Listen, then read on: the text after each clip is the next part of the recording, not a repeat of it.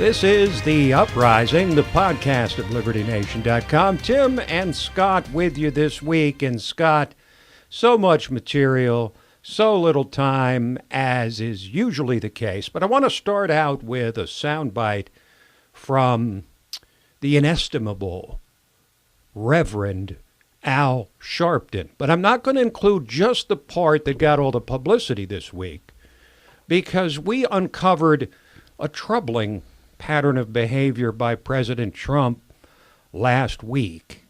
And this was one of the few places to unmask the president's apparent dislike for dogs. Mm-hmm. Now, as I said, this is more deeply troubling than Hitler. Worse than Hitler, because Hitler liked dogs, and or Trump his own doesn't. dog in any case. Well, his own dog and perhaps others. Right. But he did like that one dog at least. There is no evidence. He wasn't to suggest anti-all dogs like the president of the United States. Like this president, who right. apparently despises dogs. The first president in history. But of course, and the reason that we know this is because he doesn't own a dog. He's the first president in more than 100 years not to. Brian Williams led reporting on this last week, I believe. It right? did. He led he's led the the pack, research team in looking into this. And of course, he's part of NBC, which contains MSNBC. Mm-hmm. And the Reverend Al, who has a show Sundays on MSNBC, despite the fact that he ruined the lives of millions of people.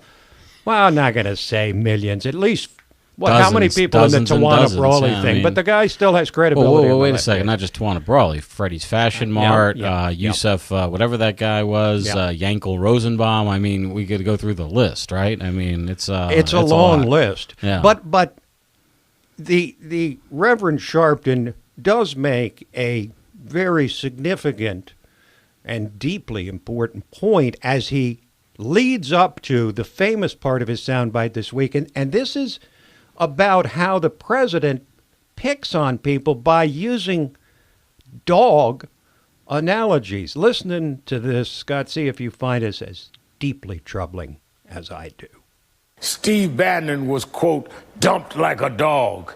You tweeted after he was fired. Sally Yates, you said she choked like a dog during her Senate testimony on the Russia investigation. And now Omarosa. That doesn't include all those outside your orbit you've hit with a canine cut down. Like when you referred to black NFL players as sons of, well, female dogs. So in the words of my late friend Aretha Franklin, show some RESPICT. Okay, now I think people were way too transfixed on the fact that the esteemed Reverend couldn't spell respect properly, RESPICT, but they lose the fact that he is illuminating, Scott, the fact that this president is worse than Hitler because he doesn't even like dogs, like the German Nazi dictator. It gets even worse than that, Tim. I'm going to come out of left field for you. Oh, boy. Here we go. This is something that I've been meaning to talk about since her passing. Aretha Franklin did not write the song Respect. She covered it, okay? She covered it. She just sang it. No, that is a cover song. That's an Otis Redding song that he made that's about a man wanting respect from a woman. And really? Aretha Franklin got permission to cover it, and he let her. It's his words and his song. I didn't know it's about a man getting respect from a woman. Really? That's exactly right. Wow. Mm-hmm.